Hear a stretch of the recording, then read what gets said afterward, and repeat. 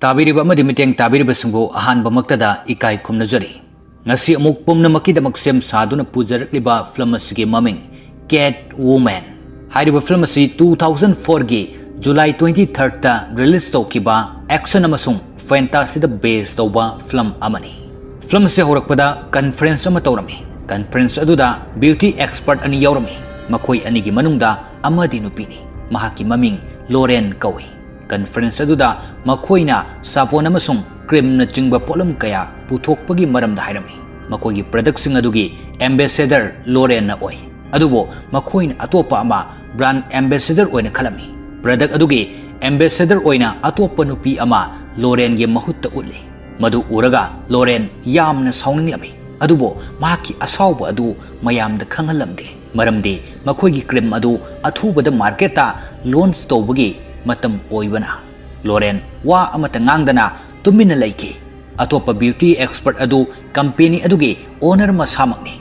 Mahakna patience ko binupi ama office ta kauduna chairami. Patience hari binupi asi film asigi main character ni. Owner aduna design box ama paikatuna yamna sauna patience ta hari. Aina paisa mayam ama changna cream asi semani. Nangi design box asida cream asi aina launch tawba pamde. Maramasina nangonda hayeng pung tara ni thoi fawbagi matam leiri. Ano makalgi design box semduna aingonda utkadabani. Karigumba masida nahakna ngamloidaba oirgadi thabak asi thadokuna chatkiba yagani. Wahai asi taraga patience na owner na haiba adu yarami. Mathangi numita patience na design box adu semna nabu honaduna leiringai mahaki thongnau adudagi hawdong ama mahakna urami. Mahakna hawdong adu mafam aduda lamangna duna leibu oiramgani haiduna mateng pangnanabagidamagta awangba building aduda thoglaktuna tapna lakpada khanghaudana makhong adu nanthaki. Patience na makut aduna yanduna AC amagi matengdagi mafam aduda upai amata leitan leirami. Mahakna mafam aduda yamna kina yanduna lei. Makadagi detective Tom kawanupa amana ui. Madu uraga mahakna khali. Patience asi suicide tawnanaba mafam aduda leiribani haina. Maramasidagi Tom na building aduda chenkhatuna Patience po asokpa amata yaudana kalami. Mafam aduda makoi anina yamna kuina wari sanaduna lei. Tanja aduda Patience na owner na harakiba thabak adu ningsinglaktuna hathu tawduna magi office aduda chatki. Patience na thaurang tawduna chatkiba aduda mahaki purse tahui. Maduda Tom na purse adu khunduna Patience ki matung inaraktuna office yorai. Mafam aduda Tom ga Patience ka unaduna wari sanaraga purse adu pirami. Asumna makoi ani wari sanaduna friend oirami. Makoi anina dinner gi plan su tawrami. Aduga mafam adudagi Tom su chatki. Patience na matam changna honabadagi aroibada design box adu semba loirami. Mahangna owner adugi assistant call tawduna design adu thana na bahangbada assistant aduna owner de ngasi suti lei. Maramasina nahak owner gi manakta chatlaga design adu pirammo hain haire. Maramasidagi Patience na owner gi location thiduna lai. Mafam aduda makoin cream ama semlami. Cream adu semnaba scientist ama sulairami. Hairiba cream adu sembagi aronba formula khara su hairami. Mafam aduda Lauren sulairami. Scientist aduna Lauren da hairi. Cream asi hojik sembaloidre. Launch tawbu yakiroi. Cream asi taibada sathiba effect ama thokli. Asumna hairaga Lauren da effect adugi photo khara utli. Aduga amuk scientist aduna hairi. Photo du uriba effect asimak cream seasonable sing da thokani. Aihak scientist amani. Aina maram oiraga misam sing de kudong thiba si thokhaningde. Maram asina cream asi launch tawbu yakiroi. Wari pumnamak asi Patience na lumduna tarami. Patience na posak amada thengduna posak adu makhada tabagi khonjal mafam aduda leiriba sing aduna tarami. Makoigi wari adu kanano amana takhre haiba khanglami. Patience na mafam adudagi thoraktuna tunnel amada lotlami. Adubo Lauren na Patience na lotliba adu urami. Maramasidagi Patience na leiriba tunnel aduda akanba force ki ising thajilami. Maramasidagi Patience adu sirami. Aduga mahaki asib hakchang adu turel da tawduna laklami. Turel mapal aduda hawdong amana Patience ke asib hakchang adu tawsil halai. Hairiba mafam aduda atopa hawdong kaya ama sulairami. Hawdong amana Patience ki masada kakhatuna lai. Maduda Patience ki mamit adu change tawrami. Aduga Patience adu hingalaklami. Mahakna mafam aduda leiramba adu uraga yamna ngaklami.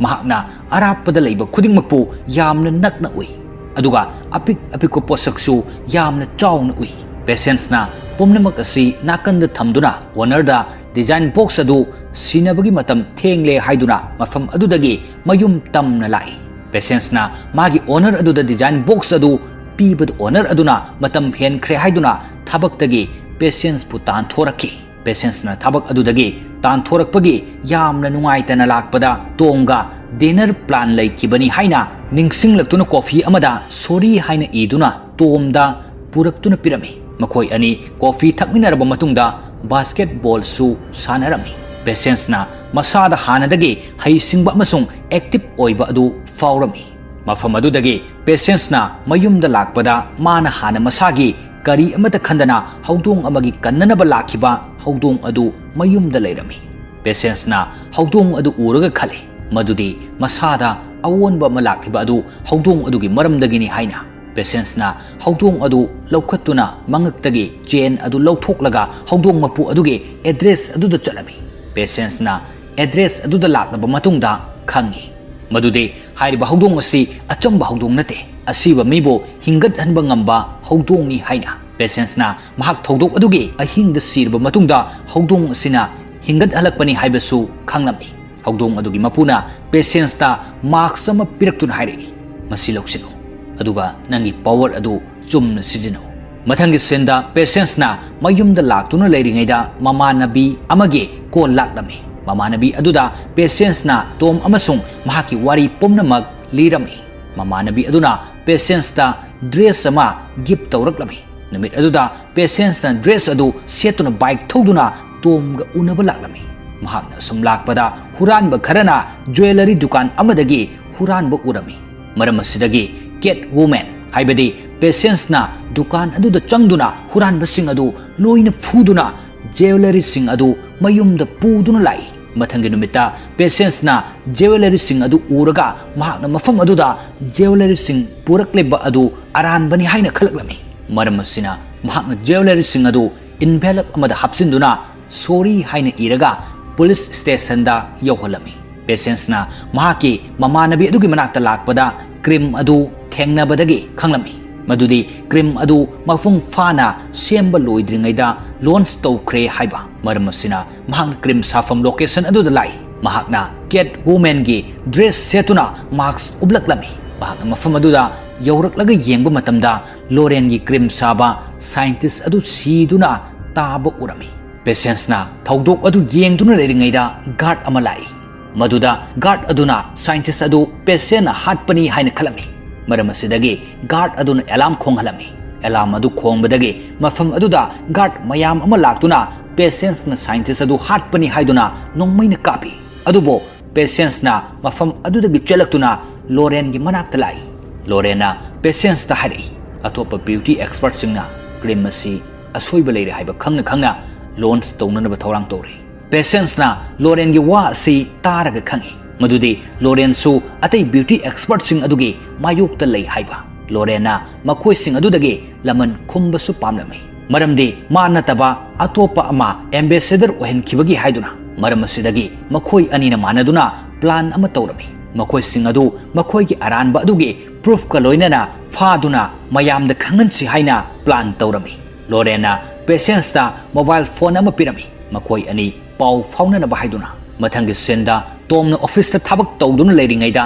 patients na pirakhiba coffee can adu urami can aduda sorry iramba adu uraga jewelry envelope ta sorry iramba adu amuk yengi maduda sorry iriba animak adu chap manarami maram asidagi tomna patients ta chingnarami madudi jewelry adu mahakna huranbu oiramgani haiduna maram asidagi tomna patients ka unaba laktuna makhoi ani kuina wari sanarami mathangi senda patients na mayumda tungduna leiringaida tomna tapna hogatuna glass ama lonna purami ahing aduda Loren na pirakpa phone adu laklami patients na call adu thangatpada Loren hari aina atopa beauty expert amagi proof phangme maram asidagi misak asi soidana dani phanglagani patients na proof adu yengnana bahaiduna Loren gi manakta Catwoman gi dress adu setuna lai patients na Loren gi manakta laktuna yengbada Loren hari sofa asigi matungdi yengo proof khudingmak ꯐꯪꯂꯒꯅꯤ꯫ ꯄꯦꯁꯦꯟꯁꯅ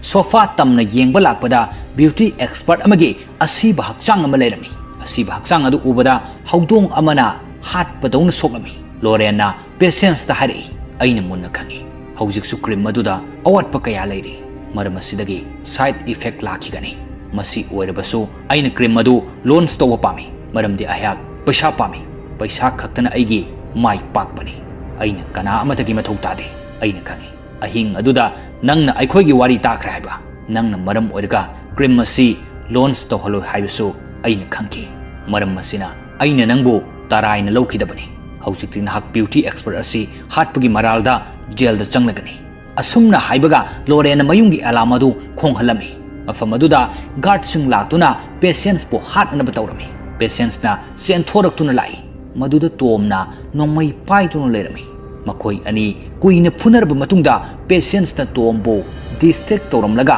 ꯆꯦꯟꯈꯤ꯫ ꯇꯣꯝꯅ ꯈꯨꯗꯛꯇ ꯃꯍꯥꯛꯀꯤ ꯂꯦꯞꯇ ꯂꯥꯛꯏ, ꯑꯗꯨꯒ ꯃꯍꯥꯛꯅ ꯄꯦꯁꯦꯟꯁꯀꯤ ꯃꯌꯨꯝꯗꯒꯤ ꯄꯨꯔꯛꯈꯤꯕ glass ꯑꯗꯨꯒꯤ ꯂꯤꯞ print ꯑꯃꯁꯨ ꯃꯉꯣꯟꯗ ꯀꯤꯁ ꯇꯧꯔꯝꯕꯒꯤ ꯂꯤꯞ print ꯑꯗꯨꯒ ꯆꯥꯡꯗꯝꯅꯗꯨꯅ ꯌꯦꯡꯕꯗ ꯑꯅꯤꯃꯛ ꯆꯞ ꯃꯥꯟꯅꯔꯝꯃꯤ꯫ ꯃꯔꯝ ꯑꯁꯤꯗꯒꯤ ꯇꯣꯝꯅ ꯈꯪꯈꯤ ꯃꯗꯨꯗꯤ ꯄꯦꯁꯦꯟꯁ ꯑꯁꯤꯅ ꯄꯨꯝꯅꯃꯛ ꯇꯧꯕꯅꯤ ꯍꯥꯏꯕ꯫ ꯇꯣꯝꯅ ꯄꯦꯁꯦꯟꯁꯄꯨ ꯐꯥꯗꯨꯅ ꯄꯨꯔꯛꯂꯒ ꯍꯪꯕꯗ ꯄꯦꯁꯦꯟꯁꯅ ꯍꯥꯏꯔꯛꯏ, ꯆꯨꯝꯃꯤ, ꯑꯩꯍꯥꯛ ꯀꯦꯠꯋꯨꯃꯦꯟꯅꯤ, ꯑꯗꯨꯕꯨ ꯑꯩꯅ ꯁꯥꯏꯟꯇꯤꯁ ꯑꯃꯗꯤ ꯕ꯭ꯌꯨꯇꯤ ꯑꯦꯛꯁꯄꯔꯠ ꯑꯗꯨ ꯍꯥꯠꯄꯗꯤ ꯅꯠꯇꯦ꯫ ꯑꯗꯨꯕꯨ ꯇꯣꯝꯅ ꯂꯤꯞ ꯄ꯭ꯔꯤꯟ ꯑꯃꯁꯨꯡ ꯁꯣꯔꯤ ꯑꯗꯨꯒꯤ ꯆꯤꯡꯅꯕꯅ ꯄꯦꯁꯦꯟꯁꯄꯨ ꯖꯦꯜꯗ ꯊꯝꯂꯝꯃꯤ꯫ ꯅꯨꯃꯤꯠ ꯑꯁꯤꯒꯤ ꯑꯍꯤꯡꯗ ꯄꯦꯁꯦꯟꯁꯅ ꯂꯩꯔꯤꯕ ꯃꯐꯝ ꯑꯗꯨꯗ ꯍꯧꯗꯣꯡ ꯑꯃ ꯂꯥꯛꯏ꯫ ꯄꯦꯁꯦꯟꯁꯅ ꯍꯧꯗꯣꯡ ꯑꯗꯨ ꯎꯔꯒ ꯈꯪꯏ ꯃꯗꯨꯗꯤ ꯃꯍꯥꯛꯄꯨ ꯍꯤꯡꯍꯜꯂꯛꯄ ꯍꯧꯗꯣꯡ ꯑꯗꯨꯅꯤ ꯍꯥꯏꯅ꯫ ꯍꯧꯗꯣꯡ ꯑꯗꯨ ꯖꯥꯂꯤ ꯑꯗꯨ ꯐꯥꯎꯗꯨꯅ ꯄꯦꯁꯦꯟꯁꯀꯤ ꯃꯅꯥꯛꯇ ꯂꯥꯛꯏ꯫ ꯃꯗꯨꯗ ꯄꯦꯁꯦꯟꯁꯅ ꯃꯍꯥꯛꯁꯨ ꯖꯥꯂꯤ ꯑꯗꯨꯗ ꯍꯧꯗꯣꯡꯒꯨꯝꯅ ꯐꯥꯎꯕ ꯉꯝꯒꯅꯤ ꯍꯥꯏꯅ ꯈꯟꯈꯤ꯫ ꯄꯦꯁꯦꯟꯁꯅ ꯖꯦꯜ ꯑꯗꯨꯗꯒꯤ ꯖꯥꯂꯤ ꯑꯗꯨꯗ ꯐꯥꯎꯗꯨꯅ ꯊꯣꯛꯂꯛꯏ꯫ ꯑꯁꯣꯝꯗꯅ ꯂꯣꯔꯦꯟꯅ ꯃꯍꯥꯛꯀꯤ ꯀ꯭ꯔꯤꯝ ꯑꯗꯨ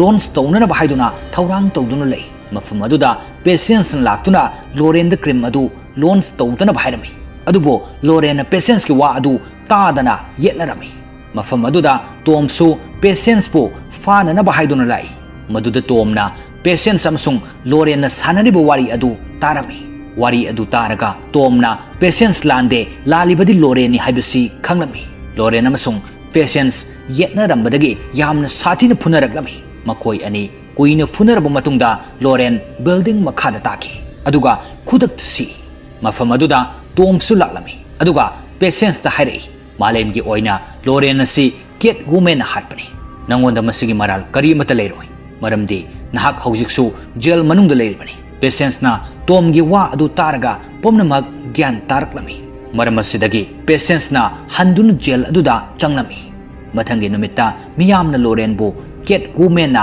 ꯍꯥꯠꯄꯅꯤ ꯍꯥꯏꯅ ꯂꯧꯅꯔꯝꯃꯤ, ꯃꯔꯝꯗꯤ ꯄꯦꯁꯦꯟꯁꯇꯤ ꯂꯣꯔꯦꯟ ꯁꯤꯕ ꯅꯨꯃꯤꯠ ꯑꯗꯨꯗ ꯖꯦꯜꯗ ꯂꯦꯡꯗꯅ ꯂꯩꯕꯅ ꯃꯥꯒꯤ ꯃꯔꯥꯜ ꯀꯔꯤ ꯑꯃꯠꯇ ꯂꯩꯇꯦ ꯍꯥꯏꯗꯨꯅ ꯖꯦꯜ ꯑꯗꯨꯗꯒꯤ ꯊꯥꯗꯣꯛꯂꯝꯃꯤ꯫ ꯑꯁꯨꯝꯅ ꯃꯇꯥꯡ ꯑꯁꯤꯗ ꯐꯤꯂꯝ ꯑꯁꯤꯒꯤ ꯑꯔꯣꯏꯕ ꯁꯔꯨꯛ ꯑꯣꯏꯈꯤ꯫ ꯃꯊꯪꯒꯤ ꯅꯨꯡꯉꯥꯏꯔꯕ ꯐꯤꯂꯝ ꯑꯃꯗ ꯃꯌꯥꯝ ꯄꯨꯟꯅ ꯑꯃꯨꯛ ꯍꯟꯅ ꯊꯦꯡꯅꯃꯤꯟꯅꯁꯤ꯫ ꯉꯁꯤꯒꯤ ꯑꯣꯏꯅꯗꯤ ꯄꯨꯝꯅꯃꯛꯄꯨ ꯏꯀꯥꯏ ꯈꯨꯝꯅꯖꯔꯒ ꯃꯇꯥꯡ ꯑꯁꯤꯗ ꯇꯦꯟꯁꯤꯟꯖꯔꯤ꯫